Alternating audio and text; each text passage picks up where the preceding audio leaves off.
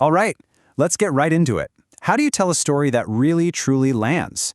Well, today we're going to figure that out by looking at two different versions of the exact same story.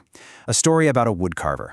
One version is all about flawless perfection, and the other, it's about a single tiny mistake that changes everything. So right off the bat, here's the big question we're tackling. Which story is actually better? The one that shows us a perfect ideal we should all strive for, or the one that hits us with a failure that feels, well, a little too familiar? Just keep that question in the back of your mind as we go. So meet our main character, a woodcarver named Oliver. Now, his challenge isn't just about shaping a piece of wood. It's about crafting a story about what it takes to focus in a world that seems absolutely determined to distract us. How do you make an idea like that stick? Now, both stories that we're about to see share the same DNA. They're built on these fundamental steps of the craft. You've got the blueprint, the initial idea. Then the prep work, getting the space and tools just right. After that comes the ritual to get in the zone, which leads to total immersion. And finally, you have those precision cuts that bring the creation to life. This process, this is our baseline.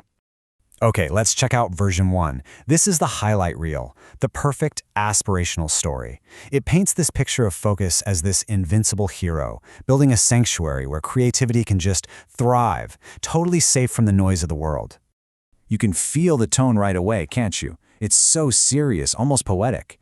This line sets up distraction as this enemy on the outside, something you have to lock out.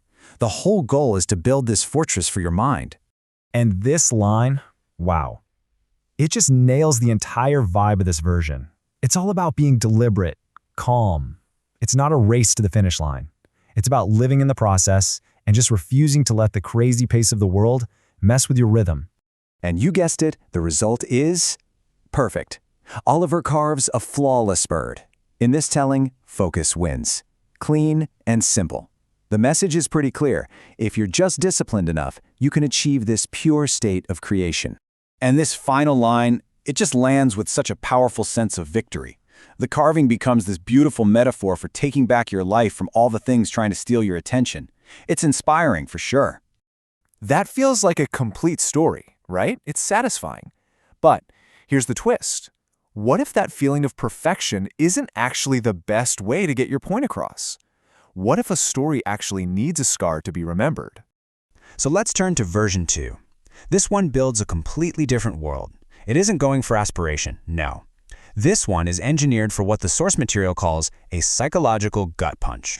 And here it is, the exact moment everything changes. Oliver is completely in the zone, deep work. But then, a phone on the table lights up. His eyes just flicker over to it for a fraction of a second. But when he looks back, his confident hand slips, and the cut goes just a little too deep. A crack appears. And this is the core idea that makes this version so chilling. It completely reframes distraction. It's not some loud noise you can build a wall against. It's a silent predator that gets you in a single instant. The result this time is so different. The bird is still beautiful, yeah? But it carries a scar, a permanent reminder of that tiny lapse in focus. And suddenly, that flaw makes the object so much more than a carving. It's an unforgettable lesson. And this final line just blows it wide open. It connects that tiny slip-up to this huge existential idea. It's saying that a life of regret isn't from one big failure. It's from the death of 1,000 cuts, from all these tiny, stolen moments, just like this one. So, we've got our two stories. One perfect, one flawed. So why is it that today, in our world, the story of the scarred bird is almost always the one that wins? Let's break it down. The secret ingredient here is something called a relatability trigger. You see, that phone notification, it's not just a plot device, it's a mirror. Every single one of us has felt that pull, that subconscious flicker of our attention. The story taps directly into something we all experience, and bam, you've got an instant, powerful connection. This chart just lays it out so perfectly. Version 1 is about aspiration.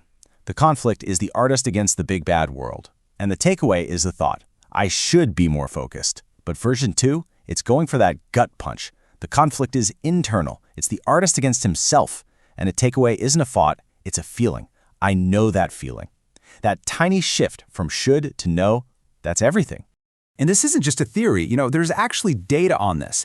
The source material points out that on social media, stories that show mistakes, failures, or just a little bit of vulnerability can get up to 3 times more watch time than the stories about perfect success. 3 times. That's huge. Because at the end of the day, perfection is impressive, but it can also feel a little distant, a little cold. The scarred bird, though, it feels real. It feels human. Its flaw is what makes the story and the lesson inside it absolutely unforgettable. So what's the big takeaway here for us beyond just storytelling? Well, it all comes down to how we think about our own attention. I really want you to let this one sink in for a second. It's not your car, it's not your house.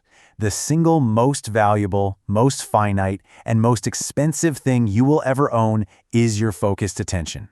It is the literal raw material you use to build a meaningful life. And that brings us to the final and most important question. Every single day, with every notification, every scroll, every little interruption, are you the one deciding where to spend that priceless asset? Or are you just letting it get stolen from you, 1 second at a time?